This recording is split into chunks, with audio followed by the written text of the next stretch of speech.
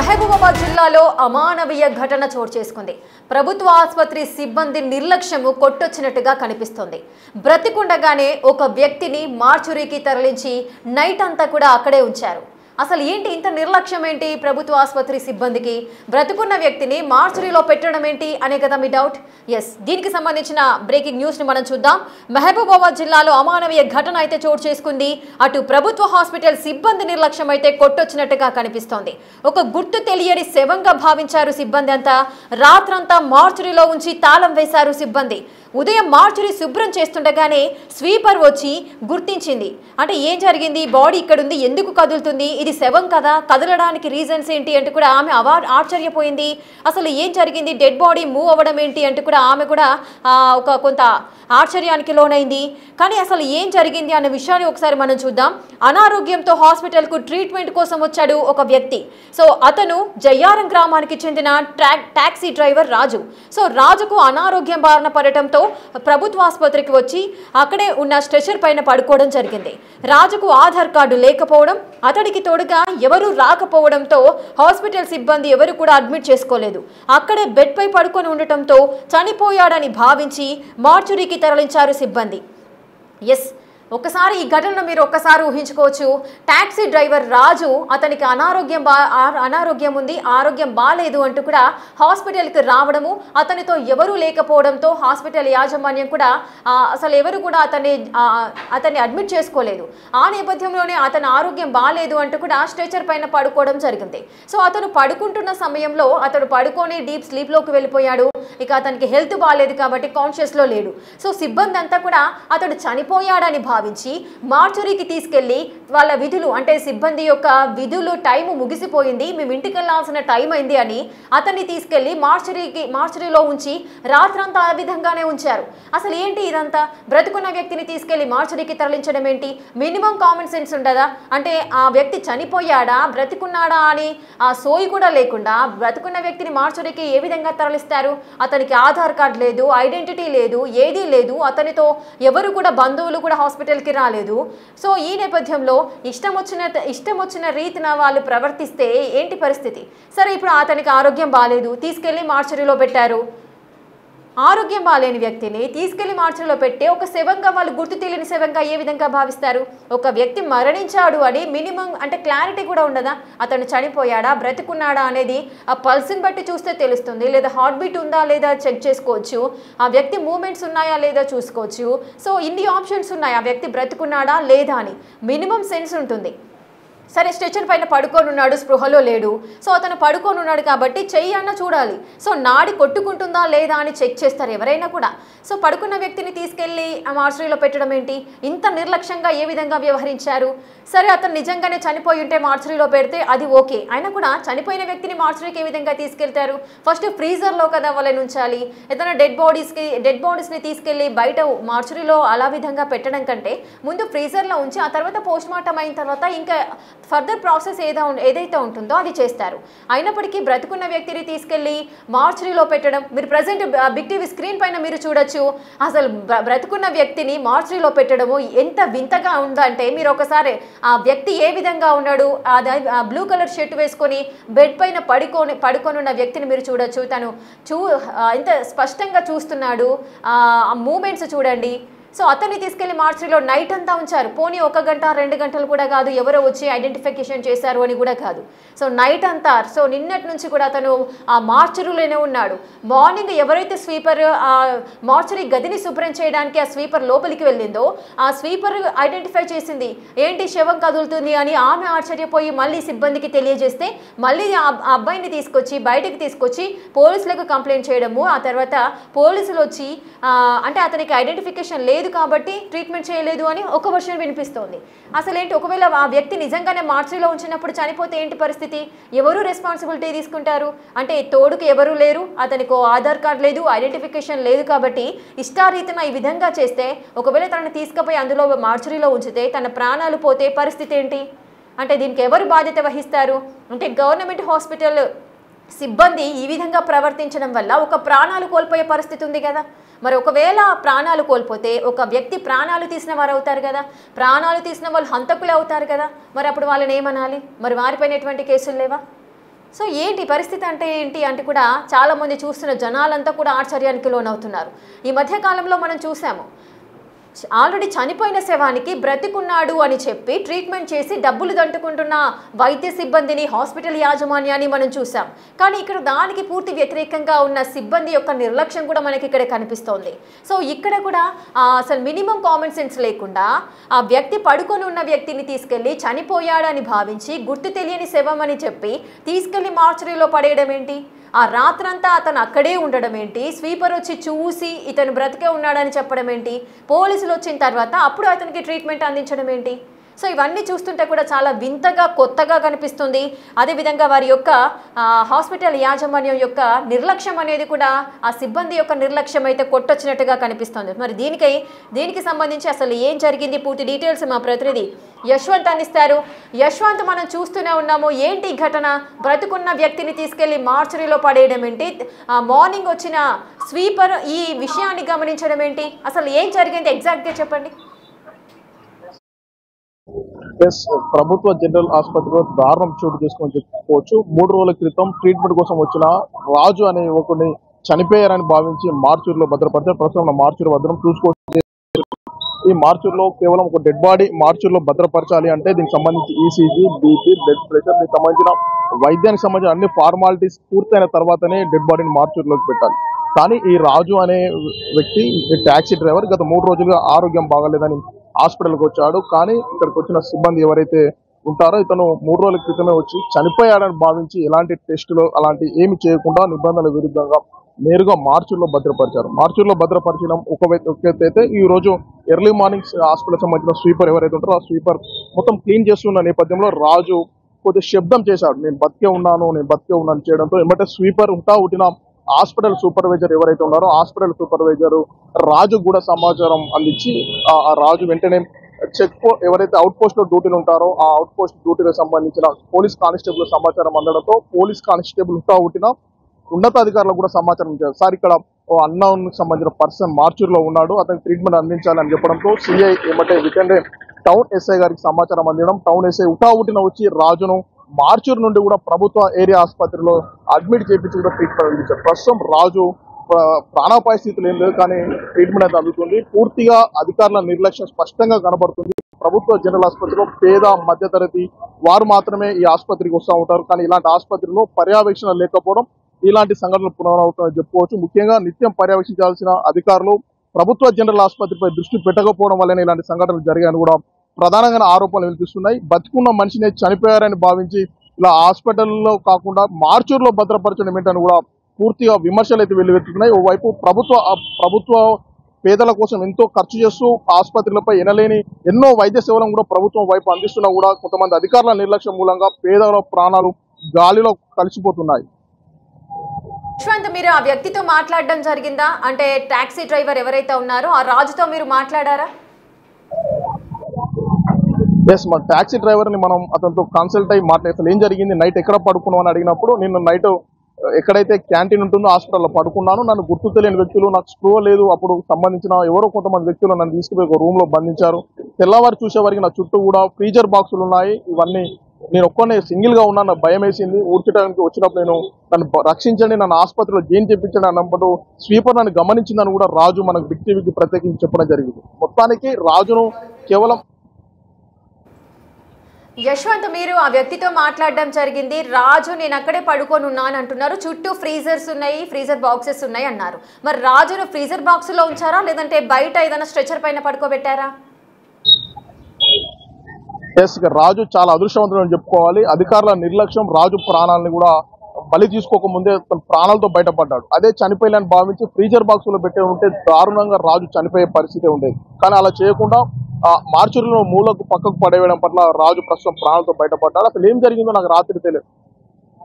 రాజును చనిపోయాడని సిబ్బంది అంతా కూడా భావించడము, మార్చరీలో పెట్టడం జరిగింది. ఒకవేళ నిజంగానే శవం అని చెప్పి ఒకవేళ ఫ్రీజర్లో పెట్టుంటే మార్నింగ్ లేచి చూసేసరికి అతని శవంగానే ఉండేవాడా? అంటే ఆ చలికి ఎగ్జాక్ట్లీ కంపల్సరీ అధికారుల నిర్లక్ష్యం అంతా చనిపోయి ఉన్నాడని ఫ్రీజర్ బాక్స్ లో పెట్టుంటే చెల్లం ఎట్లా లేదు, స్పృహ కోల్పోయాడు. నిజంగా ఈ శవమైన భావిస్తే మాత్రం నిజంగా కూడా వైద్యుల నిర్లక్ష్యం నిండు ప్రాణాన్ని కూడా బలి తీసుకుని చెప్పుకోవచ్చు. ముఖ్యానికి ఎవరైనా అన్నౌన్ పర్సన్ అయినా నౌన్ పర్సన్ అయినా తెలిసిన వ్యక్తి అయినా కూడా ఒక వ్యక్తిని మార్చూర్లోకి వేయాలంటే దీనికి కొన్ని రూల్స్ ఉంటాయి. ఈసీజీ ఉంటుంది, బీపీ ఉంటుంది, పల్స్ ఇవన్నీ చెక్ చేసి సంబంధించిన కన్సల్ట్ డాక్టర్ నేతృత్వంలోనే ఈ మనిషి చనిపోయాడు అన్న తర్వాతనే మార్చూర్లో భద్రపరచాల్సి ఉంది. కానీ ఇవన్నీ ఏం చేయకుండా వాళ్ళ ఇష్టానుసారంగా ఎవరి పడితే వారిని మార్చులో భద్రపరచడం అయితే తీవ్ర విమర్శలు వెతుకుతున్నాయి. మొత్తానికి మహబూబాబాద్ జనరల్ ఆసుపత్రిలో అధికారుల నిర్లక్ష్యం అయితే స్పష్టంగా అర్థం పడుతుంది. ఇప్పటికైనా ఈ విషయంపై ప్రభుత్వం విచారణ చేపట్టి ఎవరైతే బాధ్యులు ఉన్నారో వారిపైన తప్పనిసరిగా చర్యలు తీసుకోవాల్సిన అవసరం ఉంది. యశ్వంత్, ఇది అంత సింపుల్ గా వదిలేసే మ్యాటర్ కాదు, అంత చిన్న విషయం కూడా కాదు. బ్రతుకున్న వ్యక్తిని తీసుకెళ్లి ఆ ఫ్రీజర్స్ మార్చురీ గదిలో భద్రపరచడం ఏంటి? ఆ వ్యక్తి నిజంగానే చనిపోయి ఉంటే పరిస్థితి ఏంటి? మరి ఇప్పుడు వాళ్ళకి సంబంధించి అసలు రాజు ఈ విషయానికి ఏదైనా కంప్లైంట్ చేయడం జరిగిందా పోలీసులకి? ఎవరైతే సిబ్బంది నిర్లక్ష్యంగా వ్యవహరించారో వారిపైన ఏదైనా చర్యలు తీసుకునే అవకాశాలు ఉన్నాయా? అసలు రాజు చనిపోయాడని ఎవరు నిర్ధారించారు? ఆ సిబ్బంది ఎంతమంది ఉన్నారు? వారు ఎవరు తీసుకెళ్లి మార్చురీలో పెట్టారు? రాజు పరిస్థితి అయితే ప్రస్తుతం లేవలేని సిచ్యువేషన్ లో ఉన్నాడు. తనకు కిడ్నీ సంబంధించిన వ్యాధి బాధపడుతున్నాడు. నా అంటూ ఎవరు లేరని కూడా తీవ్రమైన ఆవేదన వ్యక్తం చేస్తున్నారు. మొత్తానికి ఇక్కడ డాక్టర్లతో పాటు వైద్య సిబ్బంది మొత్తం నిర్లక్ష్యం కూడా స్పష్టంగా కనబడుతుంది. ఒక వ్యక్తి హాస్పిటల్లో వచ్చి స్పృహ తప్పిపై 3 రోజులు ఉన్నప్పటికీ కూడా కనీసం చూడకపోవడం కూడా మానవత్వం మంటగలిసి అని చెప్పుకోవచ్చు. ఎవరైతే ఉన్నారో అన్నౌన్ పర్సన్ అయినా నౌన్ పర్సన్ అయినా వారికి పూర్తి స్థాయిలో వైద్య సేవలు అందించి ప్రాణాలు కాపాడాల్సిన వైద్యులే చనిపోకముందే ఇలా మార్చూర్లో భద్రపరచడం తీవ్ర విమర్శలు వెలువెత్తుతున్నాయి. ప్రస్తుతం ఎవరైతే రాజు ఉన్నారో నాకేం జరిగిందో నాకు గుర్తు లేదు, నేను చనిపోయేవాడిని, నన్ను బతికించండి, నేను అరుపులు కేకలు వేశాను, ప్రస్తుతం అయితే ట్రీట్మెంట్ పొందుతున్నానని కూడా చెప్తున్నారు. ఈ విషయంపై పోలీసులు ప్రభుత్వం విచారణ చేస్తే మాత్రం ఇంకా సంచలనమైన విషయాలు వెలుగు తీసుకొచ్చే అవకాశాలు అయితే ఉన్నాయి. యశ్వంత్, అయితే ఇప్పుడు రాజుకి సంబంధించి ఆయన ఆరోగ్యము కుదుటగా లేదు అని చెబుతున్నారు. మరి అతనికి ఇప్పుడు ఏ విధమైన ట్రీట్మెంట్ అందుతోంది? ప్రస్తుతం ఈ సంబంధించి న్యూరాలజీతో పాటు జనరల్ ఫిజిషియన్ డాక్టర్లు కూడా మొత్తం వైద్య పరీక్షలు నిర్వహించి సెలైన్ల బాటిల్తో పాటు దానికి సంబంధించి ట్రీట్మెంట్ కూడా అందిస్తున్నారు. ప్రస్తుతం మాట్లాడుతున్నాడు కానీ నడవలేని సిచ్యువేషన్ లో ఉన్నాడు. ప్రస్తుతం ఆరోగ్య పరిస్థితి నిలకడ ఉంది. ప్రభుత్వం మెరుగైన వైద్య సేవలు అందిస్తుందని సంబంధించిన డాక్టర్లు అయితే చెప్తున్నారు. కానీ గత రాత్రి నుండి అంటే నైట్ నుండి సుమారు 12-16 గంటలు మార్చూరులోనే ఉండడం పట్ల తీవ్రమైన విమర్శలు వెలువెత్తుతున్నాయి. ప్రాణాపాయ స్థితిలో ఉన్నవారినే కాపాడాల్సిన వైద్యులే ప్రాణంతో ఉన్నవారినే ఇలా మార్చూరులో వేయడం అయితే సరైనది కాదని కూడా స్థానికులను విమర్శలు వెలువెత్తుతున్నాయి. పోలీసులు ఏమంటున్నారు? ఎవరి మీద అయినా చర్యలు తీసుకునే అవకాశాలు ఉంటాయా? అదేవిధంగా హెచ్ఆర్సీ ఏదైనా ఈ కేసును సుమటోగా తీసుకొని కేసు ఫైల్ చేసే సందర్భాలు ఉంటాయా? మనమైతే నేరుగా ఎవరైతే నైట్ డ్యూటీలో ఉన్నారో కానిస్టేబుల్ అవుట్ పోస్ట్ కానిస్టేబుల్ అడిగాము. ఈ అవుట్ పోస్ట్ కానిస్టేబుల్ ఎవరైతే అన్నౌన్ పర్సన్ ఉన్నా ఎవరున్నా యాజ్ రికార్డులో అడ్మిట్ రికార్డులో అవుట్ పోస్ట్ రికార్డులో నమోదు చేసిన తర్వాతనే హాస్పిటల్కి వెళ్ళడం కానీ మార్చురీకి వెళ్ళడం కానీ ట్రీట్మెంట్ అందడం కానీ చేయాలి. కానీ మనం ఆ సంబంధిత కానిస్టేబుల్ అడిగినప్పుడు మాకు ఉన్నతాధికారులు సమాచారం అందించారు. ఈ మార్చూరులో ఉన్న వ్యక్తిని తీసుకొచ్చి అడ్మిట్ కూడా చేశామని కూడా మనకు సంబంధిత కానిస్టేబుల్ మాతో మాట్లాడి దాని విజువల్స్ కూడా మనం ఎక్స్క్లూజివ్ గా సేకరించడం కూడా జరిగింది. మొత్తానికి దీనిపైన ఇటు మానవకుల పాటు ఇతర మానవత్వవాదులు కూడా తీవ్రంగా విమర్శలు చేస్తున్నారు. వైద్యుల నిర్లక్ష్యం అయితే స్పష్టంగా కనబడుతుంది. దీన్ని పర్యవేక్షించాల్సిన సంబంధిత అధికారులు ఎవరు కూడా సరిగ్గా పర్యవేక్షణ లేదు, పర్యవేక్షణ కొరవడింది అంటున్నారు. ఇప్పటికే మహబూబాబాద్ శాసనసభ్యులు డాక్టర్ మురళి నాయక్ కూడా పలుమార్లు ఈ విషయంపై సార్లు అధికారులను వైద్య అధికారులను కూడా హెచ్చరించారు. ప్రభుత్వం మెరుగైన వైద్య సేవలు అందిస్తుంది, అధికారులు నిర్లక్ష్యం వహించదు, ముఖ్యంగా వైద్యులు నిర్లక్ష్యం వహించదు. వైద్యులు అంటే ప్రాణాలు కాపాడేవాళ్ళు కానీ ఇలా ప్రాణాలు తీయొద్దని కూడా స్థానిక శాసనసభ్యులు పలుమార్లు విజిట్ చేసి ఎన్నోసార్లు హెచ్చరించినా కూడా వైద్య సిబ్బందిలో కానీ వైద్య ఉన్నతాధికారులు మాత్రం ఎలాంటి మార్పు అయితే రాలేదు. మనం ఒక్కసారి పరిశీలించినట్లయితే మనం చెప్పొచ్చు, సో బ్రతుకున్న వ్యక్తిని తీసుకెళ్లి మార్చురీలో పెట్టడము, ఒకవేళ నైట్ అంతా అదే గదిలో తను ఉన్నప్పుడు ఎర్లీ మార్నింగ్ చూసేసరికి తను ఒకవేళ శవమై ఉంటే ఏంటి పరిస్థితి? అంటే ఇది ఒక రకంగా అటెంప్ట్ టు మర్డర్ కేసు కిందకే వస్తుంది కదా. మరి ఎవరైతే సిబ్బంది ఉన్నారో వారిపైన అటు సూపరింటెండెంట్ ఎవరైతే ఉన్నారో వారు ఏదైనా చర్యలు తీసుకునే అవకాశాలు ఉన్నాయి? ఆయన స్పందించారా ఈ విషయానికి సంబంధించి? ఇప్పటి వరకు అయితే ఈ విషయంపై ఎలాంటి స్పందన దొరకలేదు.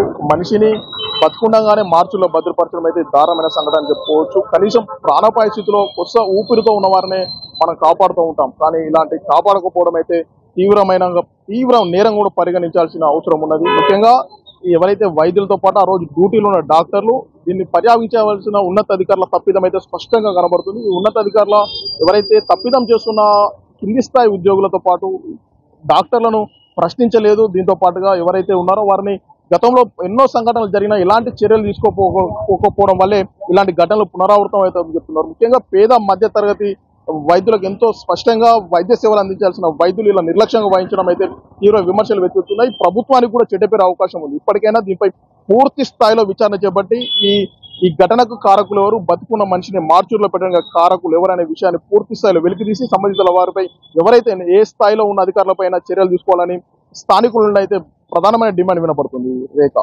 Thanks for the details.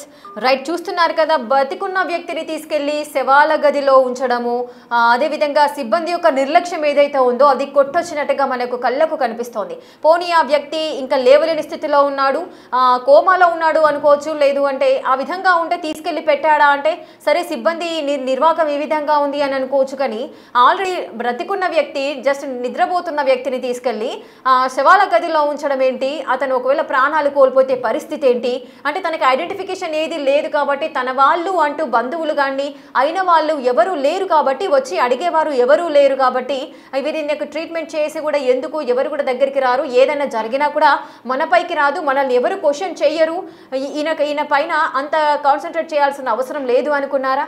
అసలు ఏం జరిగింది, ఎందుకు సిబ్బంది ఈ విధంగా వ్యవహరించారు, ఈ సిబ్బంది నిర్లక్ష్యం ఎందుకు ఇంత కొట్టొచ్చినట్టుగా ఎందుకు ఈ విధంగా వారు ప్రవర్తించిన తీరు అన్నది ప్రతి ఒక్కరిని ఆశ్చర్యానికి గురి చేస్తుంది.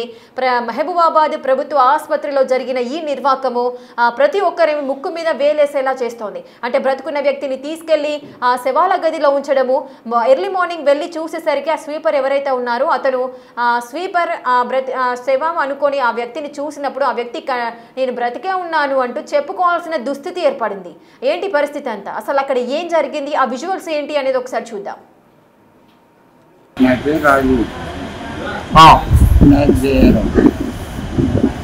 నేను ఇక్కడికి డాక్టర్ దానికి వచ్చినాను,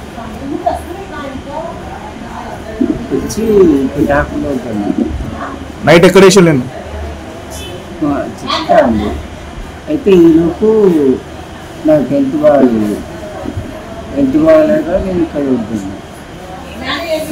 ఫస్ట్ వచ్చి ఇప్పుడు ఒక 8 రోజులకి అడ్మిట్ అయిపోయినా, పోయిన తర్వాత మళ్ళీ వచ్చినాక మేమటి మనిషి ఉన్నారే మీరు సింతేను బాగా అని చెప్పేసి అడ్మిట్ చేసుకోకుంటుంటే నేను వచ్చేసి క్యాంటీన్ సెడ్ ఉంది కదా భోజనాలు, అక్కడ గడుకున్నాక 8 రోజులు గడుకున్నా. 4 రోజులు గడుకున్నా. 4వ రోజు నైటు ఆటోమేటిక్గా నాకేమవుతుందంటే ఈ కిడ్నీలు లేవట్లేదు, లేచి నడవట్లేదు, మార్చిలు వేసారు. అది నైటు. తర్వాత పొద్దున పోలీసులు వచ్చి చూసి, అంటే ఊరికే వాళ్ళు చూసి పోలీసులకు ఇంటిమేషన్ ఇస్తే వాళ్ళు ఈ బాటిల్ తీసేవాళ్ళకి ఇట్లా వాళ్ళని తీసుకొచ్చి ఎత్తుకొచ్చి పోలీస్ స్టేషన్ వేసి రాసుకొని ఇక్కడికి అడ్మిట్ పంపించి అడ్మిట్ చేయించారు. అంటే మరి పాత్రలు వేసింది నాకు తెలియదు, తెచ్చుకుని అనే అట్లా నాకు తెలియదు. కానీ నైట్ తీసుకెళ్ళి అయితే గేటు ముందు వేసారు, గేటు ముందు వేస్తే మస్తు పడిచారు. తడిసాను, తడిసి నేను చూసుకుంటే మార్చిలో నా పేరు రాజు, నాకు జయరాం. నేను ఇక్కడికి డాక్టర్ దానికి వచ్చినాను. ఇక్కడికి వస్తే అక్కడ మార్చిలో అన్నుండేట్ పడి ఉందని చెప్తే నేను చూసాను కానీ బతుకుంది తీసుకొచ్చి ఎన్నింటి తీసుకొచ్చి మీరు 9:40 పొద్దున 10 o'clock. నిన్న ఎప్పుడు తీసుకుపోయిండు? నిన్న ఎవరున్నారు డ్యూటీలో? వేరే ఎస్, చూశారు కదా ఆ బ్రతికున్న వ్యక్తి టాక్సీ డ్రైవర్ రాజు ఏ విధంగా మాట్లాడారు. తన ఆరోగ్య పరిస్థితి బాగాలేదని నేను ఆసుపత్రికి వెళ్ళడం జరిగింది, ట్రీట్మెంట్ కోసం నన్ను అక్కడ వెయిట్ చేయించారు, తర్వాత నాకు హెల్త్ బాగాలేదు, కూర్చున్న ఓపిక కూడా లేక నేను అలాగే పడుకొని ఉండిపోయాను అంటూ కూడా ఆయన స్పృహలో లేను అని కూడా చెబుతున్నారు. సో అటువంటి వ్యక్తిని ఎలాంటి ఐడెంటిఫికేషన్ కూడా లేదు, ఆధార్ కార్డు కూడా లేదు అంటూ కూడా ఆ వ్యక్తిని చనిపోయాడు అని ప్రభుత్వ ఆసుపత్రి సిబ్బంది కన్ఫర్మ్ చేయడము, తీసుకెళ్లి మార్చురీ గదిలో అతన్ని ఉంచడము జరిగింది. సో బ్రతుకున్న వ్యక్తిని ఆ విధంగా ఏ విధంగా తీసుకెళ్లారు అంటే మినిమం కొన్ని టెస్టులు చేయకపోయినా మినిమం జనరల్గా మనం చేయి పట్టుకొని చూసినా నాడి కొట్టుకుంటుందా లేదా చూసుకోవచ్చు, హార్ట్ బీట్ ఉందా లేదా చెక్ చేసుకోవచ్చు. సో ఈ విధమైన కొన్ని రకాల చర్యలు చేసినప్పటికీ కూడా ఒక వ్యక్తి బ్రతుకున్నాడా లేదా అనే విషయం ఈజీగా ఎవరికైనా చదువుకున్నా చదువుకోకపోయినా వైద్యులు అయినా కాకపోయినా కూడా ఈజీగా మనం కనిపెట్టవచ్చు.